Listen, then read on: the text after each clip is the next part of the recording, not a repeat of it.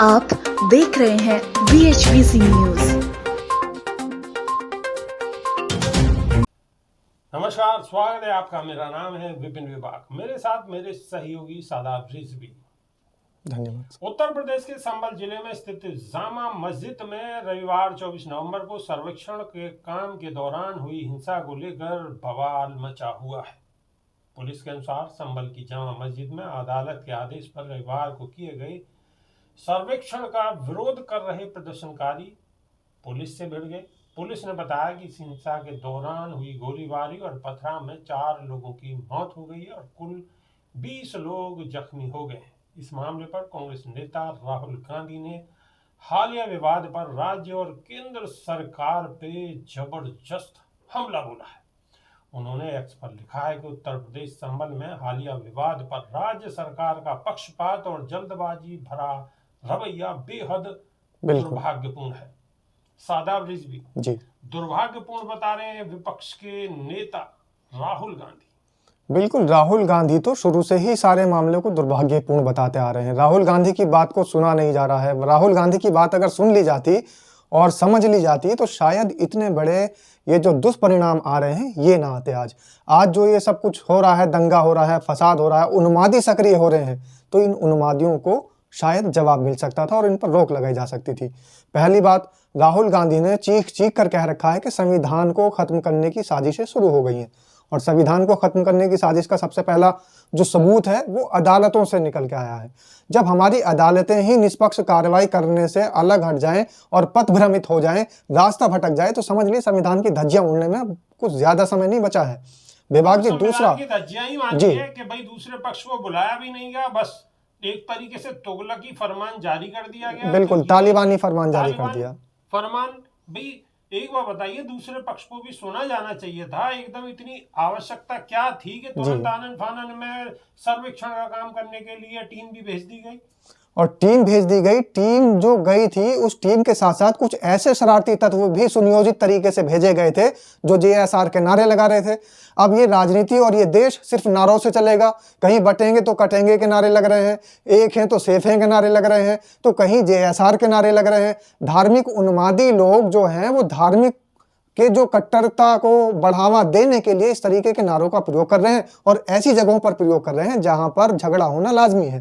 तो ऐसी चीजों को उकसाया जा रहा है, ऐसी चीजों को बढ़ाया जा रहा है जिससे कि देश के सौहार्द को, सांप्रदायिक सौहार्द को बिगाड़ा जा सके और ये शरारती तत्व जो हैं ये हमेशा की तरह एक बड़े विकराल दंगे में उसको बदल सके, तहजीब को बिल्कुल बिगाड़ मिटा सके। देने की कोशिश है।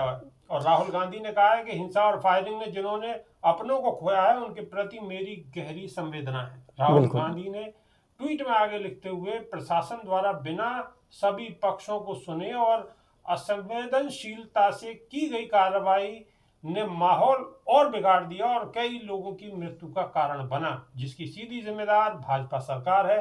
भाजपा का सत्ता का इस्तेमाल हिंदू मुसलमान समाजों के बीच दरार और भेदभाव पैदा करना है। वो प्रदेश के हित में काम नहीं करते और न ही देश के हित में।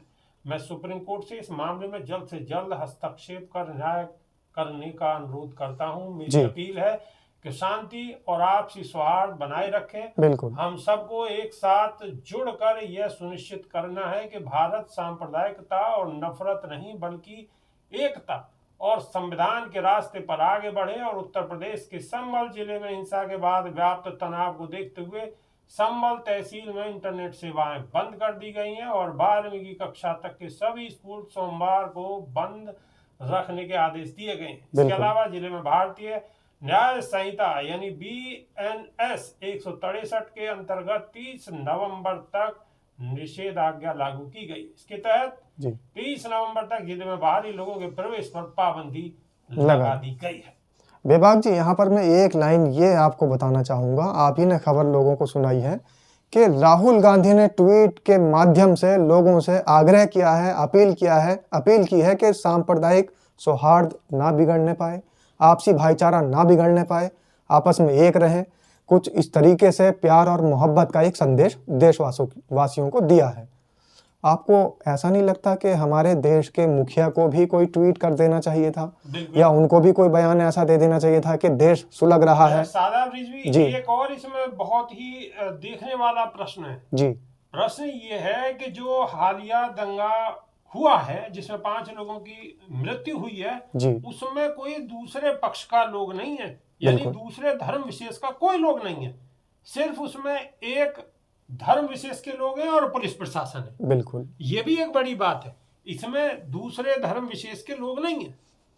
देखिए सर, दूसरे धर्म के लोग नहीं हैं ये एक सवाल है, लेकिन सवाल सबसे बड़ा ये है कि जब पुलिस कानून के जो रखवाले हैं, जब वही कानून की धज्जियां उड़ाने लग जाएं, तो उस देश का सर्वनाश होगा या विकसित होगा, आप खुद समझ सकते हैं, दर्शक अच्छे से समझ सकते हैं। बिल्कुल। और कानून के रखवाले अगर पुलिस मित्र की जगह पुलिस अगर दुश्मन बन जाती है, रक्षक की जगह भक्षक बन जाती है, तो फिर और ऐसी पुलिस घटना ही होती है। धर्मों में अगर बट जाती है, तो फिर इस तरीके की घटना दिखाई देती है। और बिल्कुल इस होगी, इस लाजमी। दंगे में ये जो दंगा हुआ है, अब तो दंगा ही कहेंगे क्योंकि 5 लोगों की मृत्यु हो चुकी है, इसमें पुलिस को सीधे सीधे फायर करते हुए देखा गया है।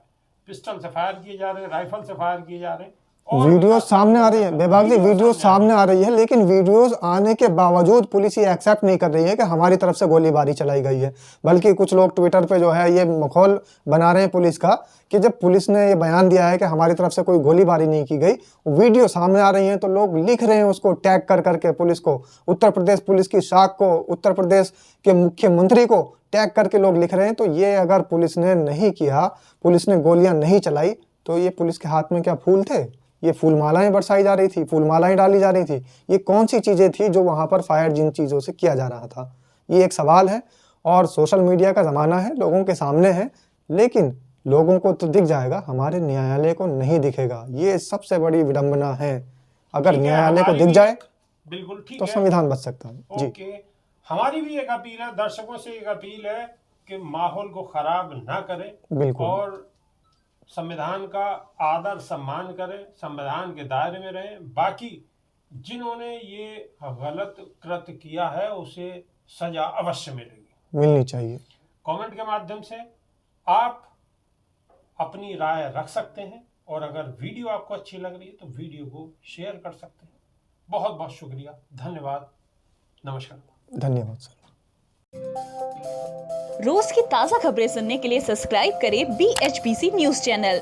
साथ ही रोज के नोटिफिकेशन जानने के लिए दबाएं बेल आइकन। साथ ही हमें अपनी राय देने के लिए हमारी वीडियो पर कमेंट करके बताएं, और वीडियोस को लाइक और शेयर करना बिल्कुल ना भूलें।